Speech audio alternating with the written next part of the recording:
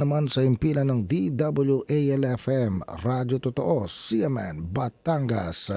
CNN Live Nation. Renz Belda, magandang araw sa iyo. Magandang umaga Ariel, magandang umaga Pilipinas. Patuloy na isinasagawa ng City Disaster Risk Reduction and Management Office o CDRRMO ang Food for Work program sa iba't ibang barangay sa lungsod ng Batangas. Bilang bahagi ng layon nitong mapanatili ang kalinisan at kaligtasan ng komunidad.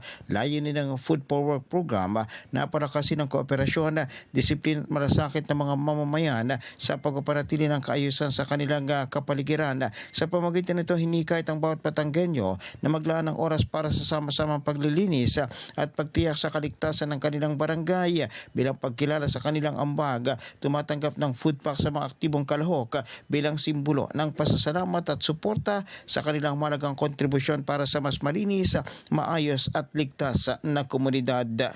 Mula sa DWAL-FM 95.9, ito si Renz Belda ng CMN Batangas nag-uulat live para sa CMN Pilipinas.